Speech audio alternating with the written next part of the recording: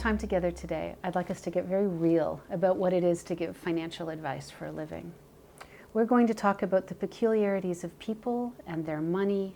We're going to be frank about the fact that much excellent advice is actually hard for people to take and never gets acted on. Even highly educated, fully woke people can find it hard to do the right things with their money at various points in their lives. Consider the following. Each new phase of life, each major transition, brings a new set of money tasks that combines technical, emotional, and interpersonal skills that have to come together at the right moment for the right situation. And that sometimes doesn't always happen. And so you and I today are going to consider what can be done to assist those folks whom we are tasked to serve. Folks like Melvin and Amanda, who recently went through a loan consolidation process to create a more manageable debt repayment program for themselves, only to turn around and rack up more debt in order to remodel their home and purchase new equipment for the farm. Or Hamish, a 3-time heart attack survivor who keeps canceling appointments to get his will updated and his farm transition plan in place, but who always seems to have time to look at buying new land. And this is an image of my grandfather-in-law, who was reportedly the richest man in the county, but also a tyrannical penny pitcher of epic proportions. His fat wallet was apparently never opened for the benefit of his wife and kids. And what all of these cases demonstrate is that money is never just about the math. It's also profoundly about the person. Up until this very day, organizations that train psychologists and those that train financial professionals do not have much to do with one another. Their respective domains seem to be viewed as entirely non-overlapping. In the 11 years of full-time university studies that it took for me to become a neuropsychologist, I believe I had 2 lectures total that mentioned anything about money. The first of the 2 lectures simply pointed out that people in the manic phases of a bipolar illness often spend recklessly before they crash into depression and attendant financial hardship. And the second lecture was all about the social determinants of health, which boils down to the message that essentially poverty is bad for you and therefore presumably ought to be avoided. That was it in terms of what I learned about money and well-being before I graduated. But when I left the ivory towers and hit the real world of working with real people, oh boy, did I learn a lot about just how big a role money plays in all aspects of people's lives and just how complicated it can get. Let me share with you now just a little bit from my work as a financial psychologist and family wealth consultant.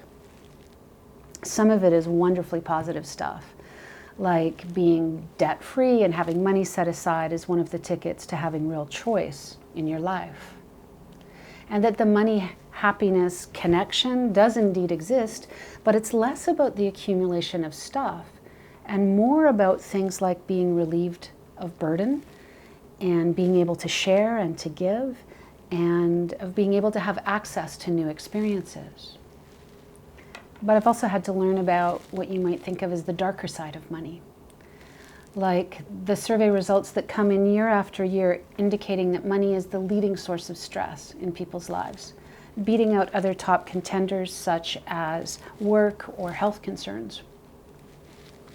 It turns out that financial stress has a huge metabolic price tag. Financial stress keeps people up at night, and it's implicated in everything from elevated blood pressure to premature cognitive decline. And of course, we all know the role that money can play in wreaking havoc in family life, don't we? Marital fights about money are associated with nastier fighting techniques and poorer relationship outcomes than are marital fights about any other topic. When I first started working as a therapist and the topic of money came up, I often ended up feeling as though I'd somehow just accidentally stuck a knife in a toaster. Man, the emotion that came out with just the slightest bit of probing. And in the 10 years that I've been consulting extensively with folks in your industry, I've learned that the very same thing often happens to you. It's as though people's relationships with money and around money are surrounded by a kind of electrical charge. And it's easy for us to get zapped in the course of doing our work. And so I've come to believe that doing this work well requires us to get out of our solos and to get comfortable about operating skillfully in that zone of overlap between our two professions. That zone of robust well-being that recognizes money isn't just about the math. And one of the primary things required to work competently in that overlap zone is simply the willingness to be there. It's as simple as coming to understand your role as an implementation partner and embracing the fact that part of your job is, in fact, to help clients implement the to-do list that you create with them. Now, this isn't just pie-in-the-sky aspirational stuff. Increasingly, regulatory bodies for financial advisors are embedding implementation support into the practice standards for the profession. And so to be in compliance with the ethical and practice standards for financial advising increasingly means you have to pay attention to the implementation support. I teach at a medical school where already overwhelmed student doctors who are trying to cram more and more facts into their heads have to learn the unfortunate lesson that that's not enough. It's not enough to just deliver sound recommendations for any given health problem. Take the epidemic of diabetes, for example. What's the point of technically perfect advice if the patient won't act on it? And you folks are faced with the very same thing in your line of work. Just swap out some of the terminology and you'll see what I mean.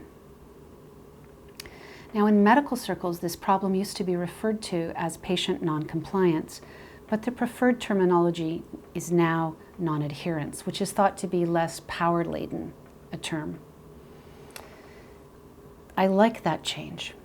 The term non-adherence conjures up for me an image that's written on, of advice that's been written on poor quality sticky notes that just fall off, rendering it less likely that the recommendations will ever get remembered or acted on later.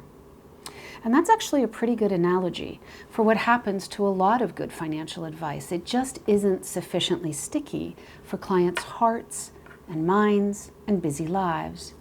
And so it doesn't ever get implemented. Now, a few minutes ago, I made a bold promise that you can help improve client outcomes if you can get better at providing implementation support. And let me tell you some of the reasons why that's so. Although it can seem that clients who don't follow through are perfectly happy to be ignoring our great advice, the research tells a different story. Clients who don't follow through with stuff that has been recommended often have a sense of shame or embarrassment about that.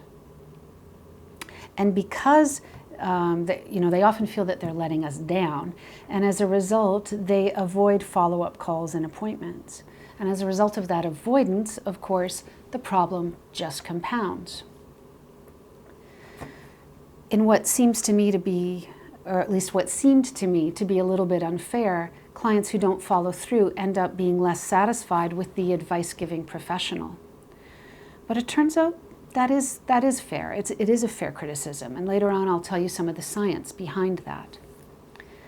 But when you're less satisfied with the professional relationship, what do? Well, you either leave it, you fire that person, or what sometimes feels worse for the advisor, you continue in the relationship, but you still don't implement. And so it just perpetuates this cycle of stuckness. Learning how to be an implementation partner, therefore, is an important aspect of advisor effectiveness.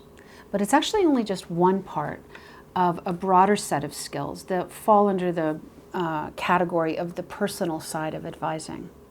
And the good news is that those skills in the personal side are every bit as teachable and as scientifically based as our skills on the technical side. This is an image taken from my work at the Financial Transitionist Institute in Florida. And what I love about this slide is that it recognizes the importance and the complexity of both the technical and the personal sides of advising. Obviously, the technical and ethical and legal aspects of your work are complex, and they matter hugely to what you bring to your clients. It's what you trained for.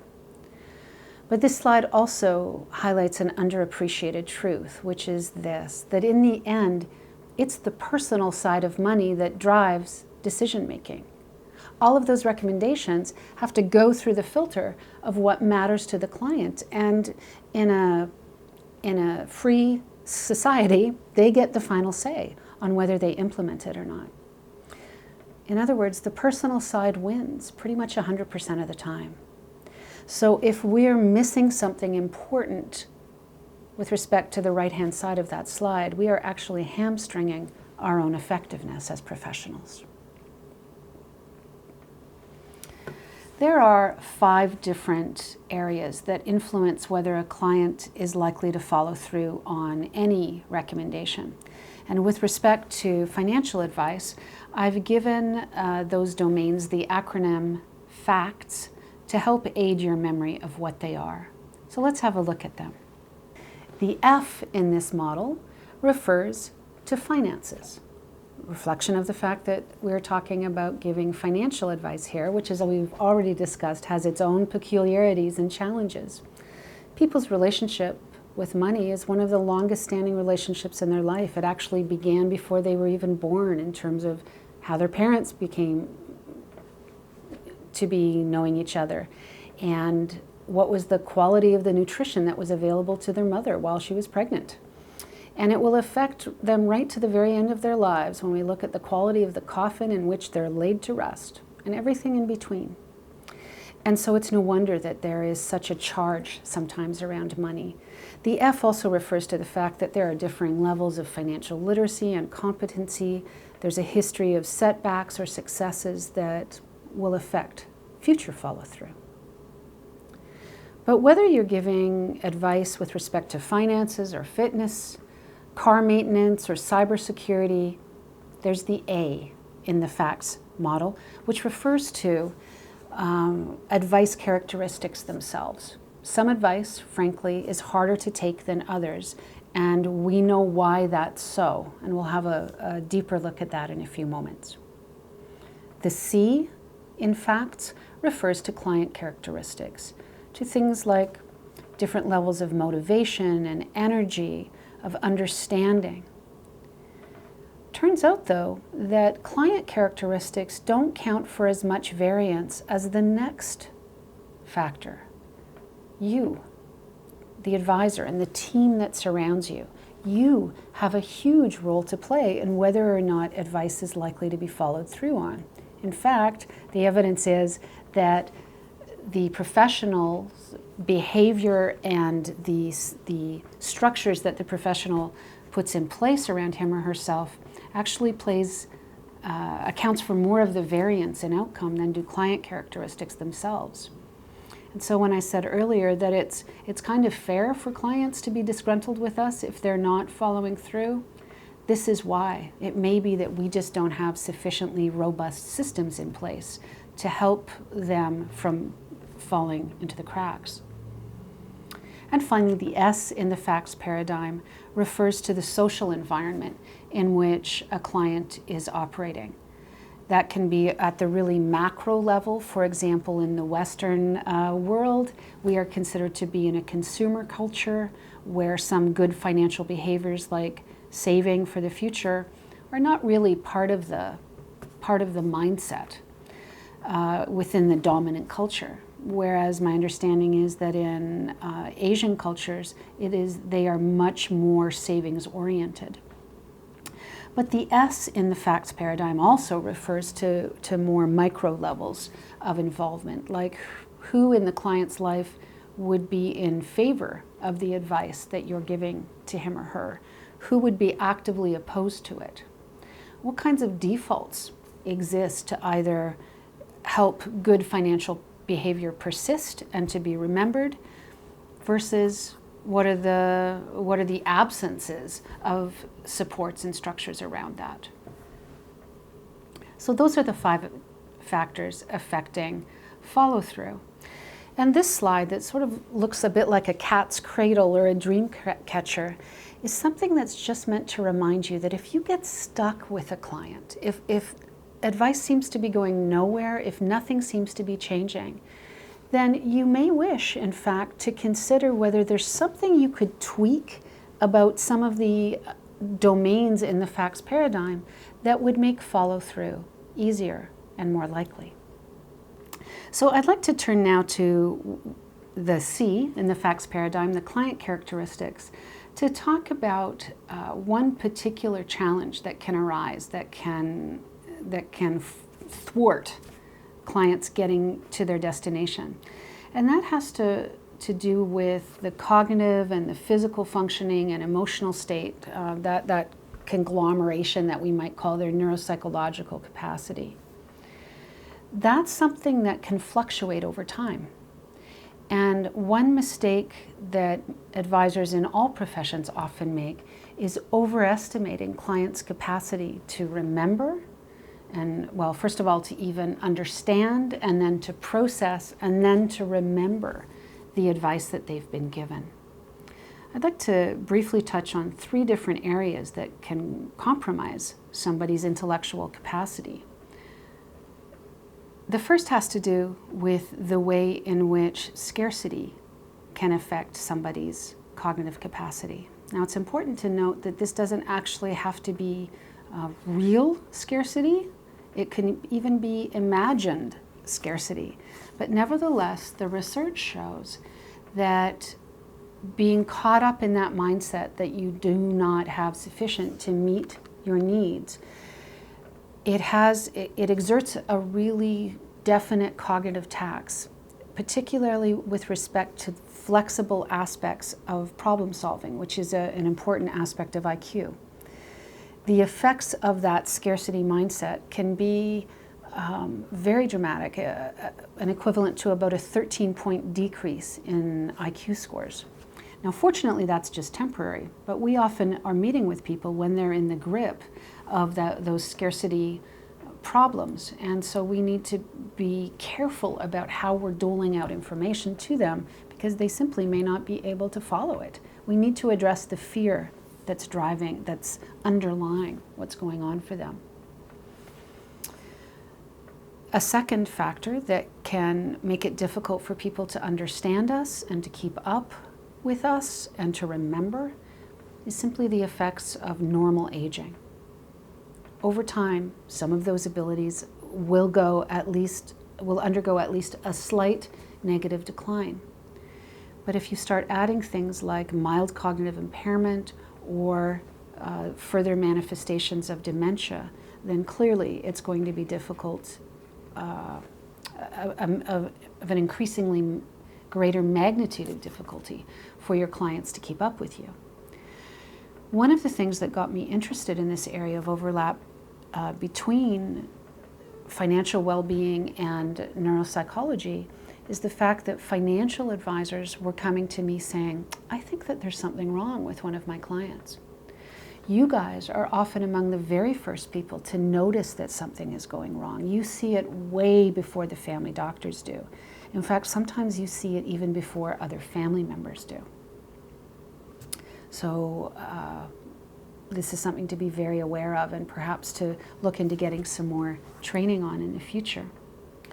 The final way that we can get to cognitive compromise is through being chronically stressed with no periods of time in between to recover ourselves, to engage in truly restorative activities.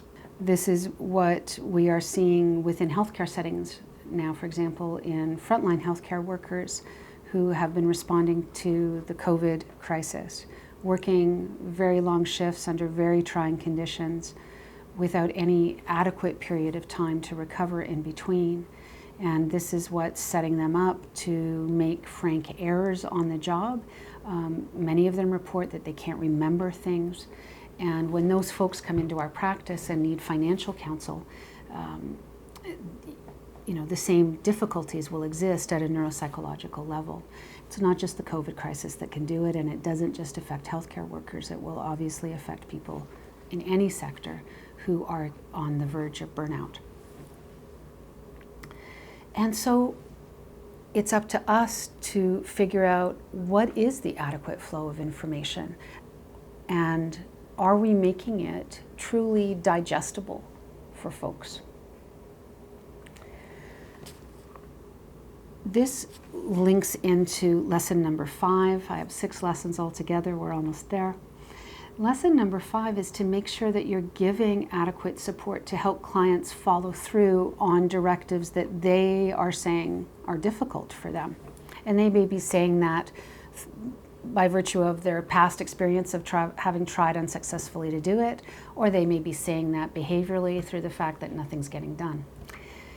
So I'm going to ask you to reflect for a moment of all the pieces of advice that you routinely give to your clients, which of them seem most difficult for them to follow? What is it that you tell folks to do that they simply struggle with? What are the top 3 or 4 in your practice?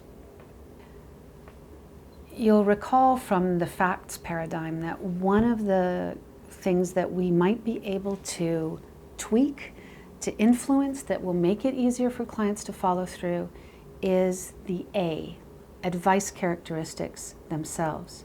Some kinds of advice are inherently harder to follow than others. And so one of the ways of being a true adherence partner with your clients is to think about those particular action items of yours that have low uptake or that are really, really critical and you need them to have 100% uptake, and then figure out if you can tweak them in any way so that they're easier to follow. Let's go over this in greater detail. Advice that's hard to take has these qualities.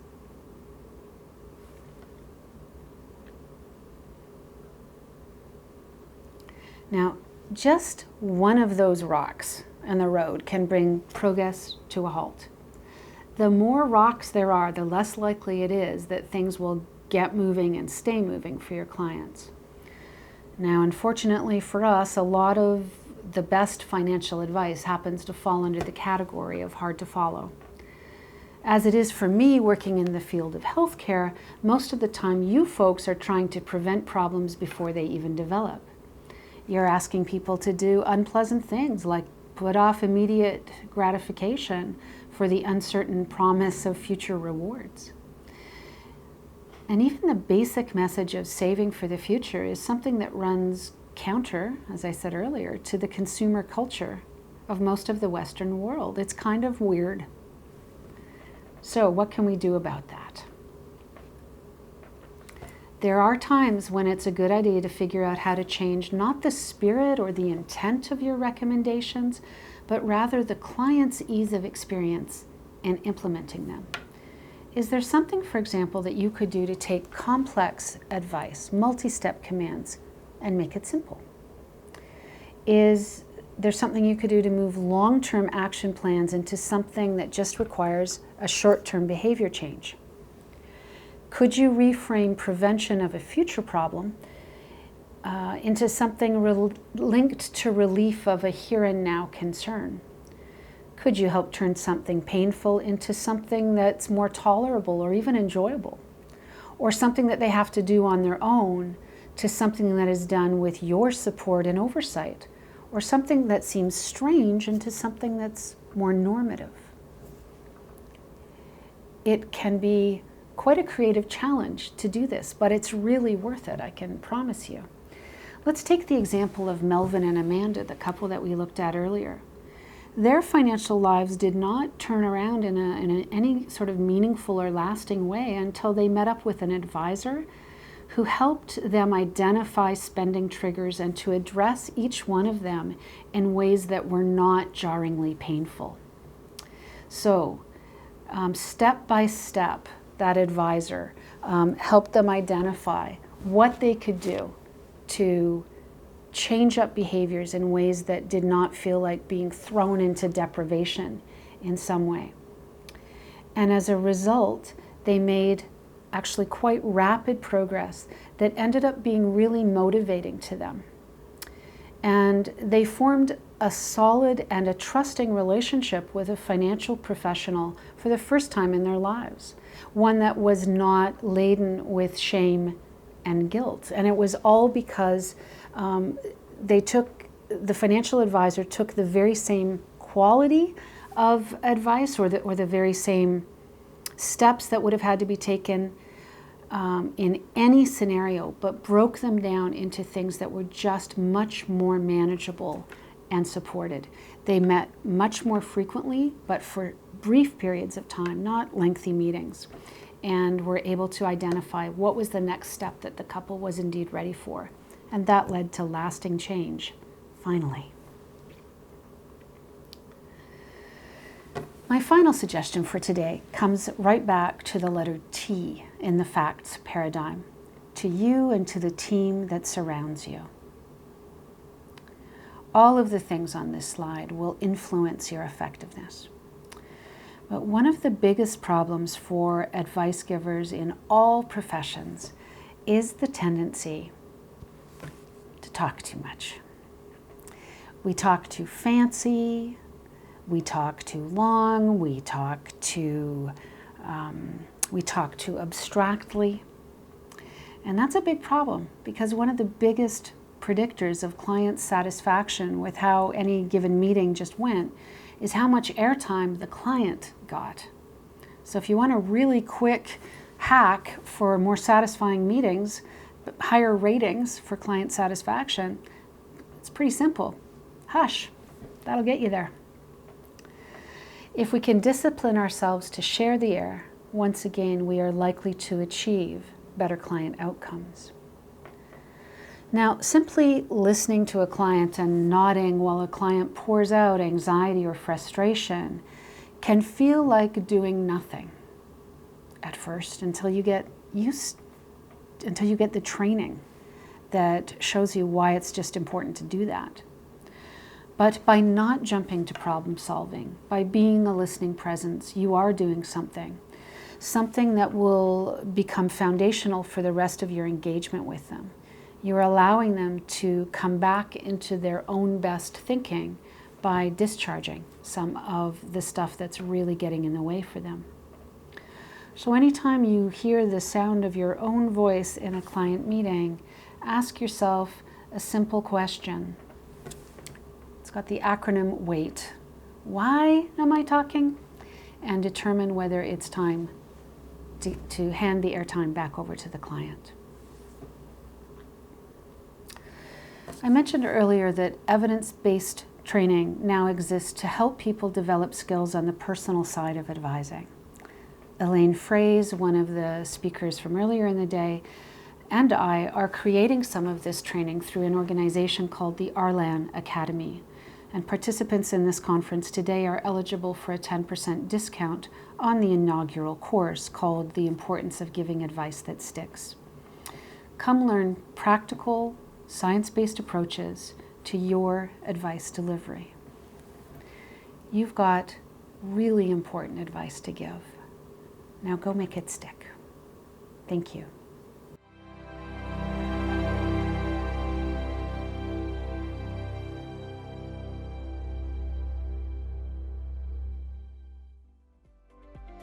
Are you an advisor in the agriculture industry? At WellTracks, we understand the importance of surface lease income for many of your farm clients. With leading technology and over 30 years of experience, we're here to help, providing the most accurate accounting of oil and gas assets available. Rely on WellTracks for the information you need in annual tax planning, farm succession, or farm sale. Contact WellTracks and get well connected today.